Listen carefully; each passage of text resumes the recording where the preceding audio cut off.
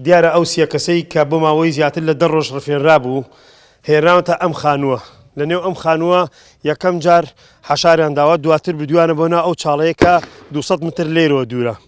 هێزەکانی ئاسایش توانیان ئەو سێ کەسە ڕزگار بکەن کە دیارە ئەو سێ کەسە دوانیان عەرەب بووە، دانەیەکیان کورد بووە، لە ناوچەی قادرکەرەمەوە ڕفێنرابوون کە کاری شۆفێری دەکەن. بەڵام دواتر هێنراون لە عێراقا داوای ژمارەیەک پارەیان لیان کردو، بەڵام هێزەکانی ئاسایشی گەرمیان توانووی ئەو سێ کەسە ڕزگار بکە کە زیاتر لە 10 ڕۆژ لە نێو چاڵێکدا حەشار درابوون.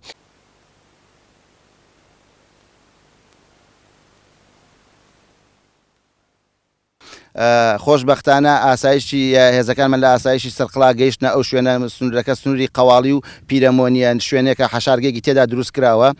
توانرا ئەو سێ کەسە کەوا ڕفێنرابوون، دوو هاوڵاتی عەرەب و هاوڵاتێکی بەڕێگەز کوورد دانیشتووی سنووری هەولێر و بەغدادن کە ماوەی 12 ڕۆژ پێش ئێستا لە سنووری قادرکەرەم کە شۆفێری بەڕاد بوون ڕفێنرابوون. ئەم کردەوەی هیچ پەیوەندی بە کردەوەی تیرۆریستیوە نییە، تەنها لە پێناوی بڕێک پەیداکردنی بڕێک پارە بووە.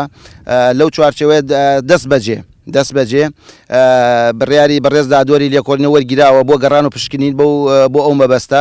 توانراوە 6 تۆمەتبار بەو تۆمەتە دەستگیر بکرێت کە هەمویان بەڕێگەز کوردن و خەڵکی سنوورەکەن. و لە کاتی گەیشتنی هێزەکانی بنکەی سەرقڵادا لە دووری مەسافەی چەند مەترێکەوە بگرن نزیکی کیلۆمەترێک زیاتریش لەلایەن ئۆتۆمبیلێکی جۆری دێرەوە تەقە لە هێزەکانمان کراوە. بەڵام بە حکمی فراوانی سنوورەکە هێزەکانمان شوێنیان کەوتون و توانیوەتی خۆی حەشار بدا، بەڵام هێزەکان ئێمە بە دوواداچوونی تەواویان بۆ کردووە. خۆشبەختانە توانراوە ئەو ئۆتۆمبیلە شەو دەستی بەسەرا بگیرێت، بەڵام شۆفێرەکەی هەڵاتووە و هێزەکانشمان بە دوواداچوونی تەواون بۆ دەستگیرکردنی ئەو تۆمەتبارانە. ئەو 10 ڕۆژە خواردنمان نەبوو، بەس خوورما و ئاویانەدا پێمان، دەرچوونیشمان نەبوو، هەر لەو چاڵە بوو. لەخوا بەزیاد بێ هێزەکانی ئاسایش و پۆلیس بە فریامان کەوتن، دەربازیان کردوین، هەر لە دوامانەوە بوون، تاکو جەماعەتی ئاسایش هاتن بۆ لامان، ئەوان هەر لە دوامانەوە بوون، تەقەشیان لێ کردن. ئێرە ئەمە چاڵێکە نزیکەی مترێک قوڵە بێت، 2 متریش پانە. ئەم دەرگاشیان داناوە بۆ ئەوەی کەوا ئەو کەسانە نەتوان لێ ڕابکەن لە بەرامبەرەوەی داوای ژمارەیەک پارەیان کردووە.